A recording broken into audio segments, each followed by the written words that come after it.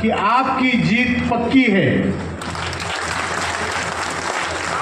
आप जीतोगे, 7,500 रुपया और महंगाई भत्ता आपको मिलेगा। सूर्य नारायण मूर्ति जी ने ये कुछ पॉइंट लिख के दिए। उनका कहना है कि लोगों के मन में ये शंका है, इसके बारे में आप बात करो। फ्यूचर प्लान क्या है, ये भी उन्होंने लिखा है। भाई आपका फ्यूचर प्लान क्या है? एक यूट्यूबर ने ये दिखाया कि मोदी जी मुझे हार पहना रहे हैं, एक ने ये दिखाया मैं उनकी कॉलर पकड़ रहा हूं। यूट्यूब चैनल में 3 चैनल ऐसी है जिसको आप विश्वास रख सकते हो। एक है एम्प्लॉइज खबर, ये चैनल वाला सही दिखाता है।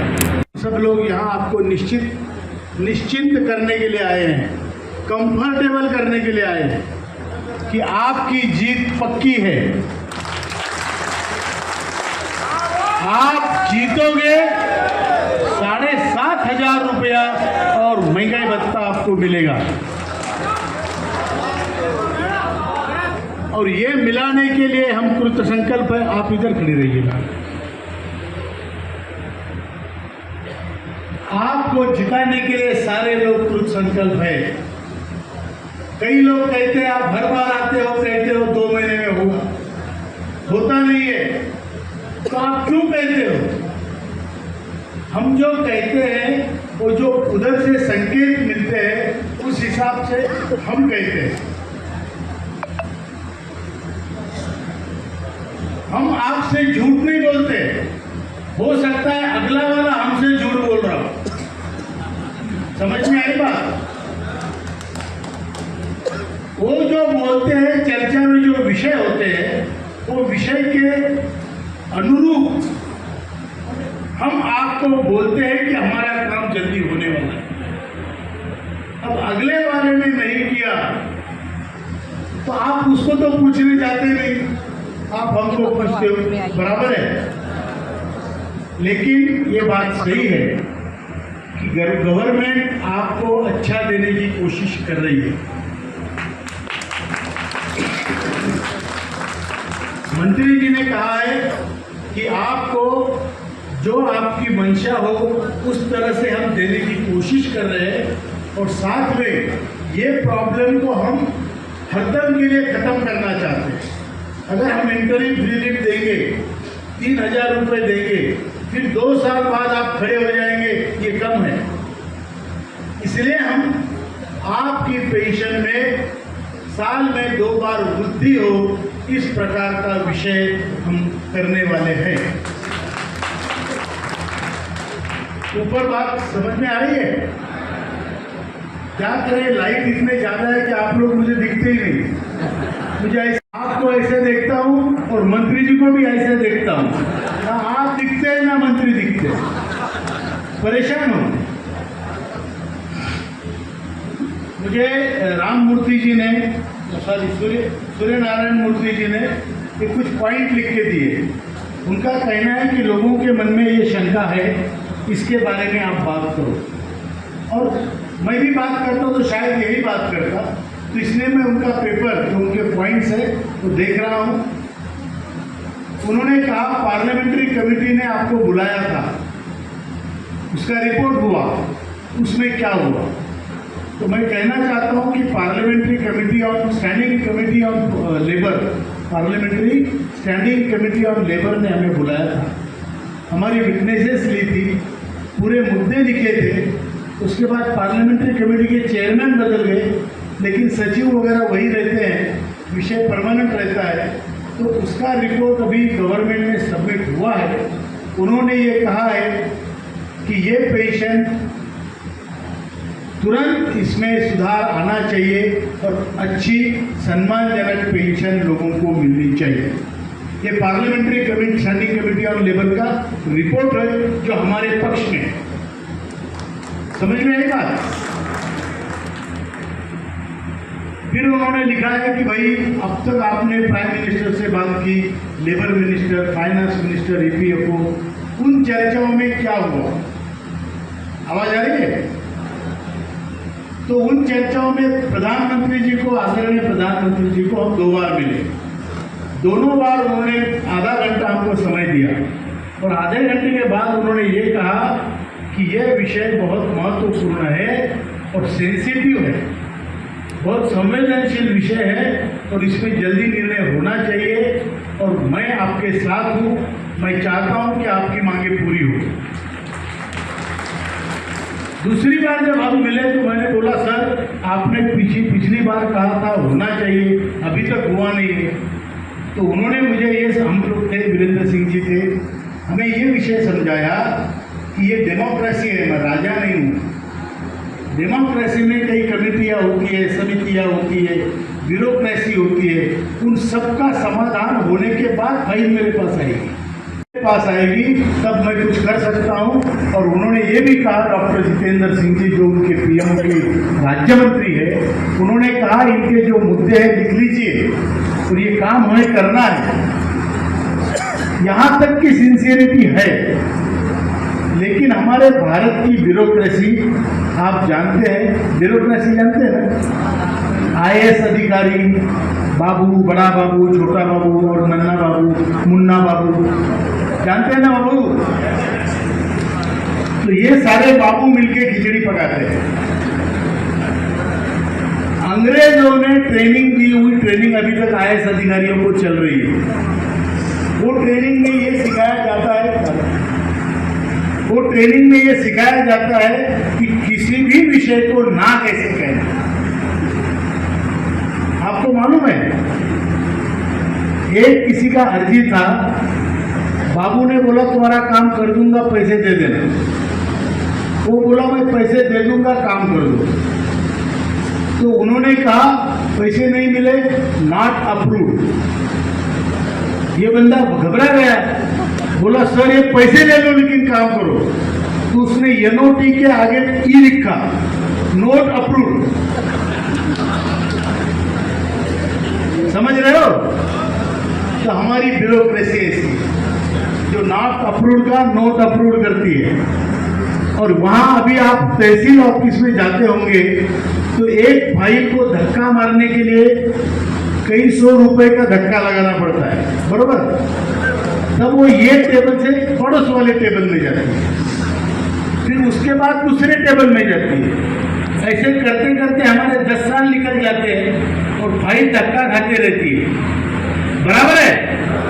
छोटे विषय में मतलब अगर इतना डिले है, यहाँ पैसों का विषय नहीं है, हम किसी को पैसा नहीं दे रहे या ना आपको बोल रहे हैं, लेकिन धक्का मार की जो व्यवस्था है, स्लो मूवमेंट, जो जड़त्व, जो गुरुत्वाकर्षण उसमें है, जो जड़त्व है, जड़त्व वो इतना भयंकर है कि उसकी वजह से ये काम अभी तक डिले हो रहा है। लेकिन जैसे हमारे आदरणीय नरगुण सर ने, आदरणीय वीरेंद्र सिंह जी ने कहा है, अभी होने में है।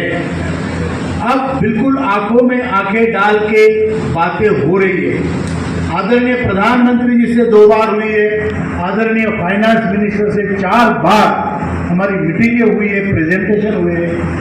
आदरणीय हमारे लेबर मिनिस्टर, श्रम मंत्री के साथ तो दर्जनों मीटिंग हुई है और ये सब होके प्रेजेंटेशन हुए उनके अधिकारियों के सामने।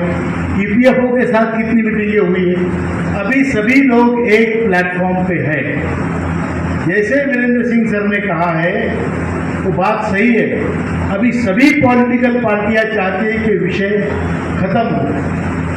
सभी जो ट्रेड यूनियन है वो सभी का हमें अभी सपोर्ट है। कोई 3,000 मांग रहा था, कोई 9,000 मांग रहा था, कोई कुछ भी मांग रहा था, कोई बोलता था नहीं दे सकते। वो सभी आज 7,500 और महंगाई भत्ता की बात कर रहे हैं। रहा सवाल वीरभद्र सिंह जी का, उन्होंने कहा कि भाई ये 7,500 की मांग अभी बढ़नी चाहिए। मैं ये कहता हूं सर आपको कि भागते भूत की पहले लंगोटी ले लो, बराबर है? जो भूत भाग रहा है उसकी पहले लंगोटी तो लो, थोड़ा हमें शक्ति मिल जाए, फिर आगे भी हम बंद ही करने वाले हैं दुकान। पहली बात तो दुकान नहीं है, लेकिन जो भी हमारा संघर्ष है वो चलता रहेगा, अन्याय के विरुद्ध चलता रहेगा और हम सब लोग लड़ते रहेंगे। फ्यूचर प्लान क्या है ये भी उन्होंने लिखा है। भाई आपका फ्यूचर प्लान क्या है? फ्यूचर प्लान मैं डिसाइड नहीं करता, मैं राष्ट्रीय अध्यक्ष जरूर हूँ, लेकिन ये संगठन डेमोक्रेटिक संगठन है। इसके लिए कलकत्ता में 1 तारीख को जो सेंट्रल वर्किंग कमेटी की मीटिंग होगी, उसमें जो सेंट्रल वर्किंग कमेटी के मेंबर्स होंगे पूरे राज्यों से आएंगे, वहाँ डिसीजन होंगे और वहाँ भयंकर डिसीजन हो सकते हैं। वहाँ रास्ता रोको का डिसीजन हो सकता है, वहाँ जेल भरो का डिसीजन हो सकता है, वहाँ ईपीएफओ पे हल्ला बोल हो सकता है, वहाँ सार्वजनिक आत्मदहन भी हो सकता है। तालियां नहीं बजी अभी? डर गए क्या? अगर ऐसी बात आई और सार्वजनिक आत्मदहन, सामुदायिक आत्मदहन करने की बारी आई तो उसमें मैं सबसे पहले रहूंगा। लेकिन जब तक हमारा काम नहीं होता हम झुकेंगे नहीं, रुकेंगे नहीं, थकेंगे नहीं। मंजूर है? मंजूर है। और इसी राह पे हमें चलना है। अगर जेल भरो होगा तो इनके जेल में जगह नहीं बचनी चाहिए, बराबर। अगर रास्ता रोको होगा तो जब तक हम वहां से नहीं उठेंगे, जब तक जबरदस्ती कोई हमें लेके नहीं जाए। पूरे हिंदुस्तान में होगा, तेलंगाना में होगा, होगा। ये किधर के लोग हैं? इधर आवाज नहीं आ रही है। ये कर्नाटक के है क्या? होगा। तो फ्यूचर प्लान तब डिसाइड होगा। अब इन्होंने कहा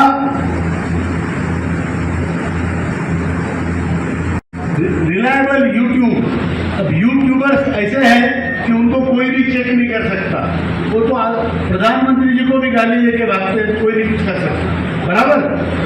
कुछ भी दिखाते हैं, आप देखते रहो और सोचते रहो ये सच है कि झूठ है। हमारे बारे में भी वही है। एक यूट्यूबर ने ये दिखाया कि मोदी जी मुझे हार पहना रहे हैं,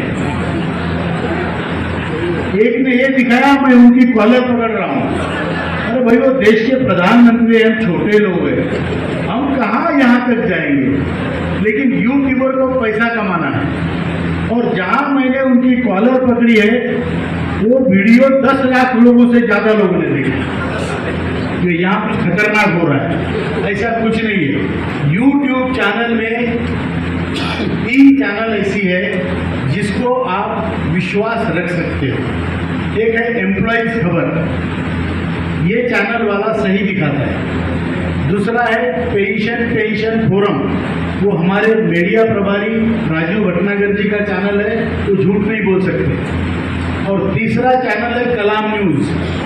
ये 3 चैनल है जिसको उस पर आप विश्वास रख सकते हो। राष्ट्रवन एक राष्ट्रवन, ये 4थी चैनल है जो जिस पर विश्वास रख सकते हो।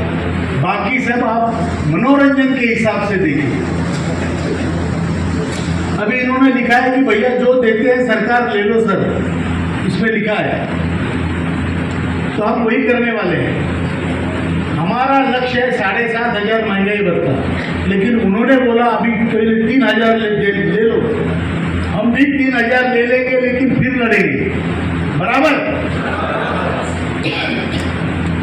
पहले सलायन की 1 बोतल तो चढ़ने दो, बराबर। सलायन की 1 बोतल चढ़ेगी, शक्ति आएगी थोड़ी बहुत, फिर बाद में 2-4 बोतलें और चढ़ा लेंगे, बराबर है। तो ऐसी कोई बात नहीं है। हम ये नहीं कह रहे कि हमें इतना दो, नहीं तो मत दो, नहीं तो नहीं लेंगे, ऐसा नहीं कर रहे।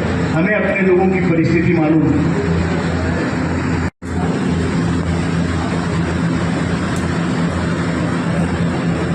हमारी चारों मांगे हम पूरी करवाने में लगे हैं। 7,500 महंगाई भत्ता, मेडिकल फैसिलिटी और हायर पेंशन के मामले में भी जो भी हमारी मांगे है सुप्रीम कोर्ट का जो निर्णय है, और 2014 से पहले 14 के बाद exempted, non exempted, all this nonsense हम एक्सेप्ट नहीं करेंगे। हम हायर पेंशन का पूरा हमारा बेनिफिट हमारे लोगों को मिलना चाहिए, ये हमारी भूमिका है। आज तक ईपीएफओ कहता था सुधार कैसे होते हैं। हमने जब मीटिंग की, ईपीएफओ का टेबल बजाया, तो उसके एक असिस्टेंट एडिशनल ईपीएफओ ने कुछ लेडी है, उसने कुछ बुरा भला कहा, तो हमने उनको सीधा मंत्री जी के सामने कहा, गुड़ खा के आया करो, ऐसी बात नहीं करते, आपको हमारी शक्ति मालूम नहीं है। तब वो बोलते थे हमारे पास पैसा नहीं, हमारे पास पैसा नहीं। मैंने बोला मुनीम जी, पैसा मेरे बाप का है, तुम मुनीम हो, तुम्हारे पास पैसा नहीं होगा, वो मेरे बाप की तिजोरी में है, तुम तो सिर्फ कैलकुलेटर हो, बराबर है।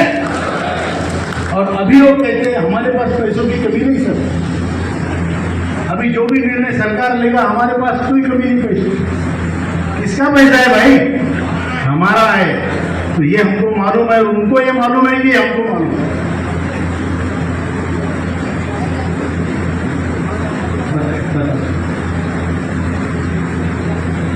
अभी ये निर्णय जो फाइनली हमारी बात मंत्री जी से हुई थी, हमने उनको एक, इवन फाइनेंस मिनिस्टर जी को भी हमने बोला था कि कुछ पैसा गवर्नमेंट ऑफ इंडिया दे, अगर 8.33 नहीं दे सकते तो 5% दे, कुछ पैसा ईपीएफओ दे, जो हमारा ब्याज है पूरा दे, और कुछ पैसा हम देने को तैयार है। तो बोले तुम क्या दोगे, तुम तो मांग रहे हो। हमने बोला ये अब तक का दिया किसने दिया है? हमने दिया ना। हमने बोला जो हमारा 8.33 काटते हो वो पूरा 12% काटो मालिक का, बराबर। जवानी में हमें 2-4 रुपए ज्यादा बढ़ाने में कोई तकलीफ नहीं, बुढ़ापा हमारा खराब हो रहा है तो हमसे बोलो हमारी सीमा 15,000 की 25,000 करो। ये सब अभी तय हो रहा है और जल्दी ही हमारा निर्णय होगा, ये मैं आपको आश्वासित करना चाहता हूं। दूसरी बात, अभी किसी ने कहा कि बहुत सारे एप्लीकेशन हायर पेंशन के रिजेक्ट हो रहे हैं।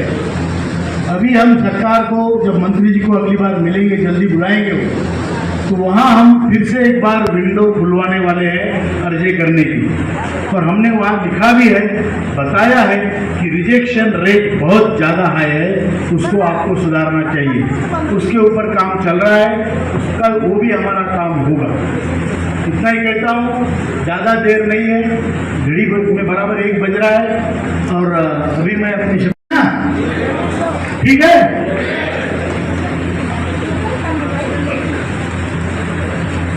अभी कुछ लोग कहते हैं कि भाई ये राउत साहब को तो पेंशन है, फिर यहाँ क्या कर रहे हैं, अपने पेंशन लो, ऐश करो, मजे करो। तो ये ऐसे होता है ना। लेकिन एक है, हर रिलेशन में स्वार्थ नहीं देखा जाता। प्यार में, ममता में, राष्ट्रभक्ति में कभी हिसाब नहीं किया जाता। इसका मतलब हम कौन से जाति के, कौन से धर्म के, कौन से डिपार्टमेंट के मालूम नहीं, आप साथ साथ बैठे हो। हम सब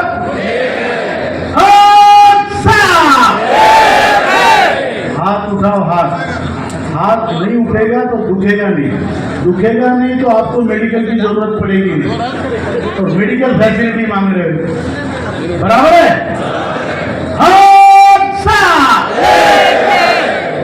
ज्येष्ठ भारत श्रेष्ठ भारत, हमारा कहना है कि हमारा भारत देश दुनिया में सबसे ज्येष्ठ और श्रेष्ठ है, और उस ज्येष्ठ और श्रेष्ठ देश के हम ज्येष्ठ और श्रेष्ठ नागरिक हैं, इसका हमें अभिमान है। इसलिए नारा है ज्येष्ठ भारत श्रेष्ठ भारत, ज्येष्ठ भारत श्रेष्ठ भारत, ज्येष्ठ भारत श्रेष्ठ भारत। धन्यवाद। समाज परिवर्तन का संकल्प आपके लिए पूर्ण हो, पूर्ण हो। हमारे EPS 95 समाज परिवर्तन का संकल्प पूर्ण हो, पूर्ण हो, पूर्ण हो।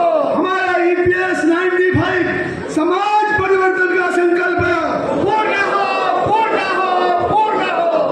लक्ष्मी मैडम आगे बढ़ो, हम आपके साथ हैं। जोर से कहिए, लक्ष्मी मैडम आगे बढ़ो, हम आपके साथ हैं। इसके बाद में नरगुण साहब आगे बढ़ो, हम आपके साथ हैं। नरगुण साहब आगे बढ़ो, हम आपके साथ हैं। एक और अंतिम नारा हम कहेंगे, लड़ेंगे, आपको कहना है जीतेंगे, और करो या मरो आप भूल जाइए। हम यहाँ से संकल्प लेके जा रहे हैं, लड़ेंगे, आपको कहना है जीतेंगे। क्या कहना है? जीतेंगे। जोर से कहिए, वही भी वहाँ से आशीर्वाद देगा कि लड़ेंगे जीतेंगे। लड़े